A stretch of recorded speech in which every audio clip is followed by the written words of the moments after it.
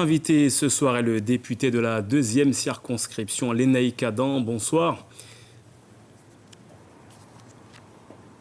Oui, bonsoir. Alors on rappelle que vous êtes en direct de Saint-Laurent-du-Maroni. Avant de parler de vos différentes actions, une réaction justement à propos du sujet que l'on vient de voir. Vous vous êtes entretenu d'ailleurs avec le maire de Sinnamary, Michel Jérémy. L'immigration incontrôlée, voire même incontrôlable en Guyane, un sujet récurrent. Quelles sont vos propositions à ce propos justement ? Il est simple, effectivement, le maire de Sinnamary m'a contacté ce matin pour me signaler cette situation.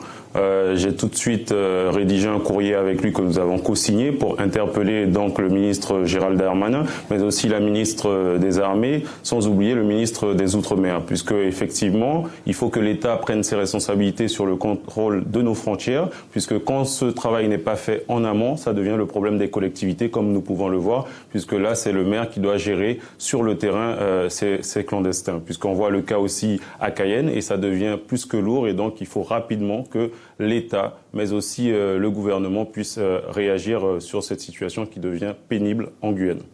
Alors, Lénaïck Adam, il vous reste 2 années de mandature en tant que député. Quelles sont vos priorités pour 2021 et 2022 ? Les priorités sont simples. Il faut se rapprocher au maximum du terrain, des collectivités, des acteurs du territoire, puisque nous, en tant que parlementaires, nous sommes porte-parole. Nous sommes là pour rapporter ce que dit le terrain à Paris pour qu'on puisse apporter une meilleure compréhension de nos réalités, de nos problématiques et aussi des particularismes régionaux de notre territoire. Et donc, c'est ce que j'essaye de faire. Pas plus tard qu'avant-hier, j'étais à Montsinéry, puis Kourou, enfin Irakubo. À Montsinéry, on découvre, selon les éléments du maire, qu'il y a de l'orpaillage clandestin qui commence à se développer. La problématique du foncier est essentielle puisque les infrastructures, l'aménagement du territoire ne peut se faire sans. C'est pourquoi l'année dernière, j'ai proposé un amendement pour pouvoir libérer les terrains nus, puisqu'on sait qu'il y a le problème des squats. Ça a été malheureusement refusé, mais on ne compte pas baisser les bras, puisqu'avec la loi 4D, on va revenir avec ces éléments.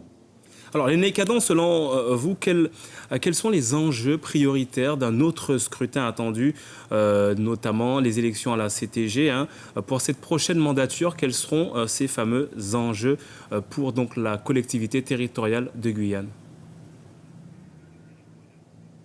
Je pense que les enjeux pour la collectivité territoriale, c'est de récupérer le maximum de compétences, notamment au niveau aurifère. Et d'ailleurs, on va en parler prochainement et j'espère que la ministre reviendra sur ça lors de son passage.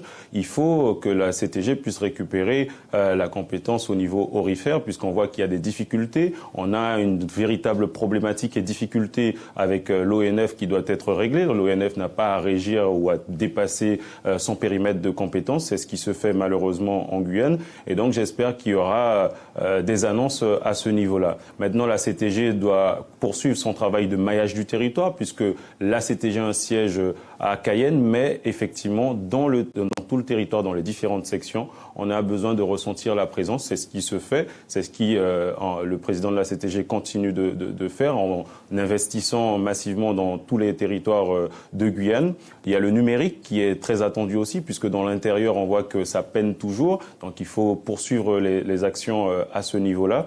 Et donc, voilà ce que je peux dire, mais aussi les infrastructures. Et c'est pourquoi je salue les investissements du gouvernement, mais aussi de la CTG à travers les fonds européens pour la route entre Papaïchtan et Maripasoula.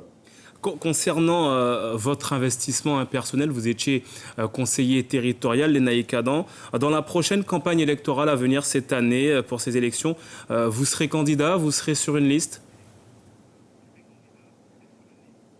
Alors, je ne pense pas que je serai sur une liste. Je ne serai pas candidat non plus.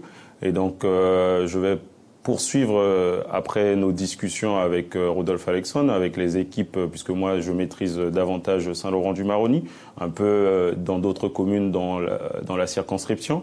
Mais une fois que nous nous accorderons, je pense qu'il n'y a aucune difficulté à repartir avec Rodolphe Alexandre pour qu'il poursuive le travail qu'il a commencé.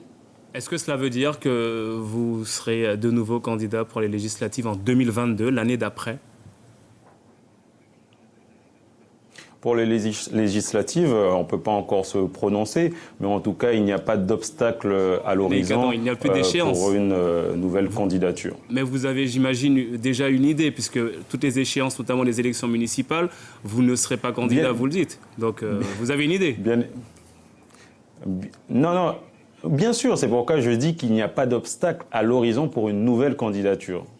Est-ce que vous serez candidat ? Je serai candidat normalement en 2022. Merci donc d'avoir répondu à cette question. C'était pas facile de l'annoncer. Merci en tout cas Léné Ikadan d'avoir répondu. On rappelle que vous êtes donc en direct de Saint-Laurent du Maroni.